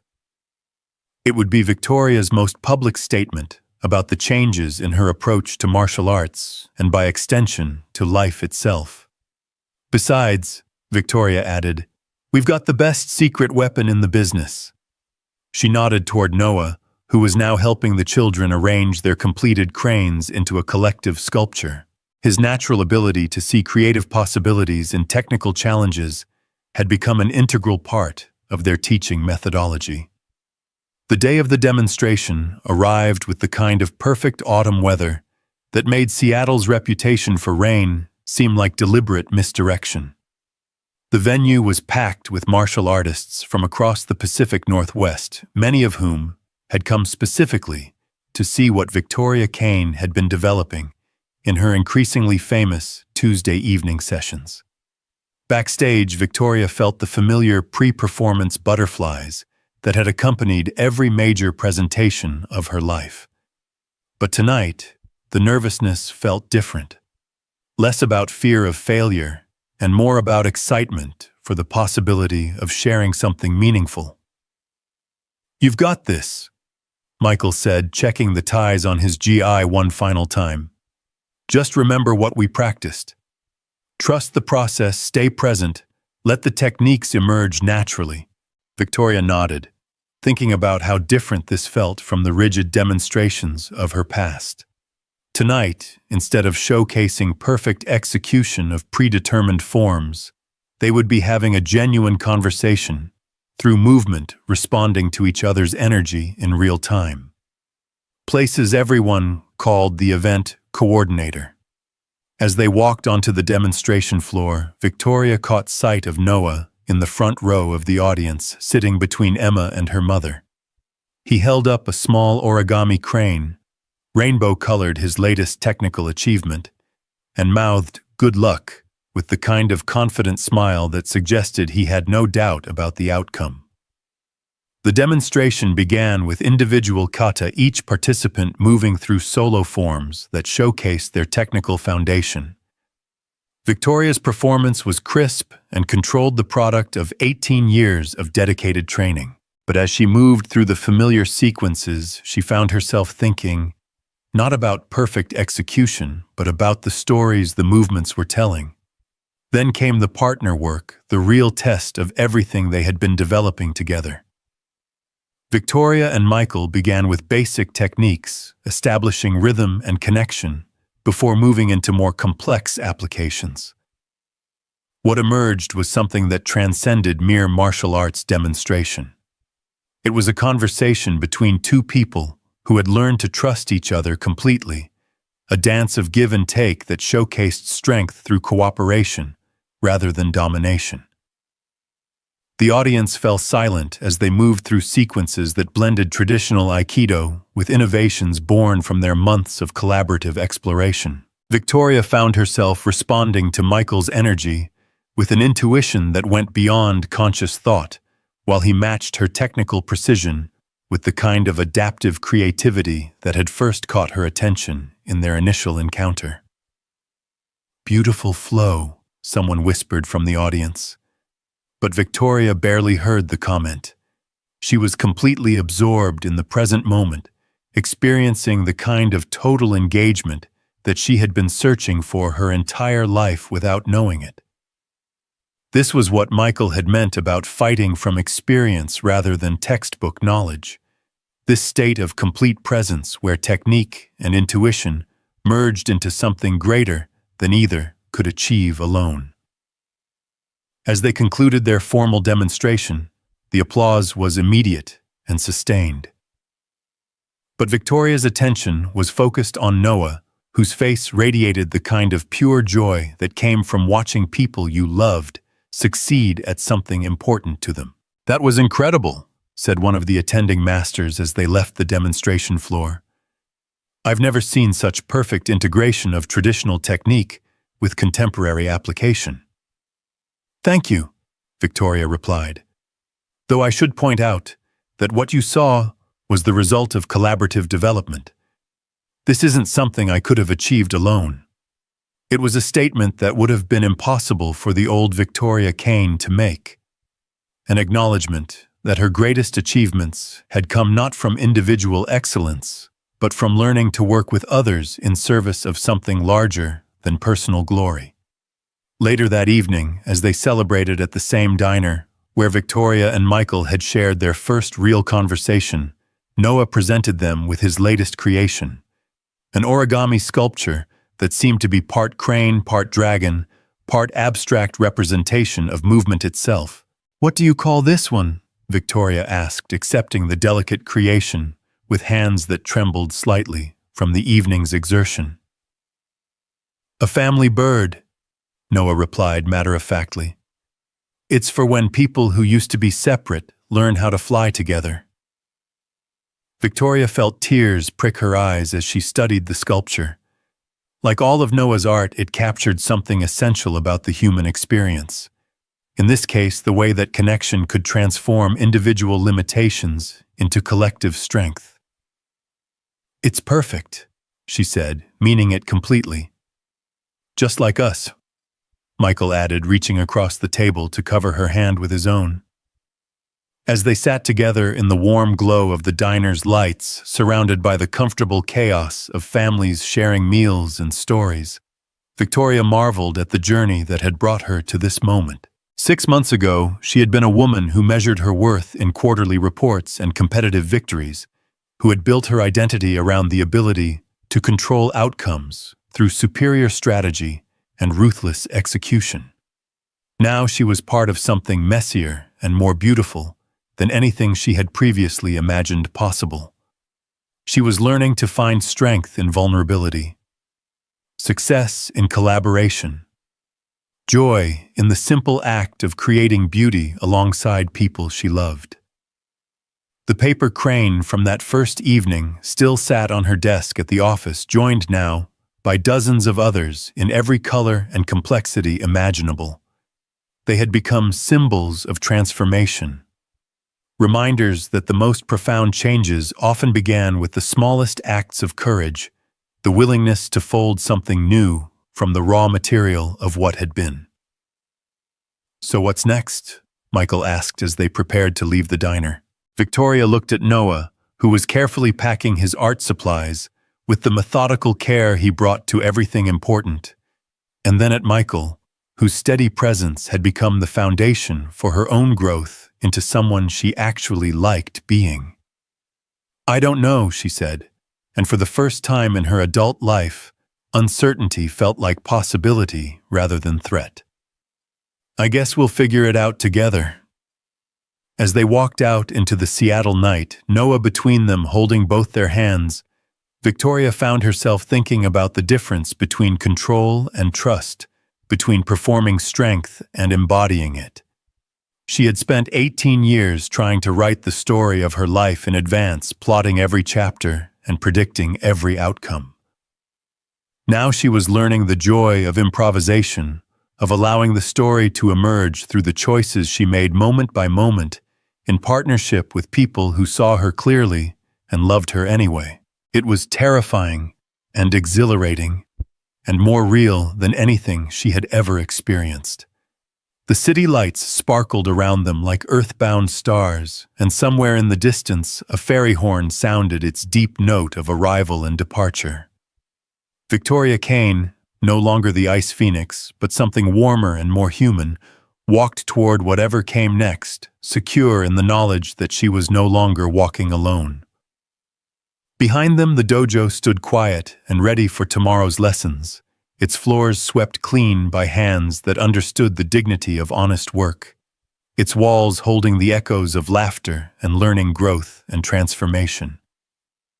And in the observation area, if you looked closely, you might see a small collection of origami cranes perched on the windowsill, messengers of hope and change, reminders that the most beautiful flights often began with the simple courage to unfold.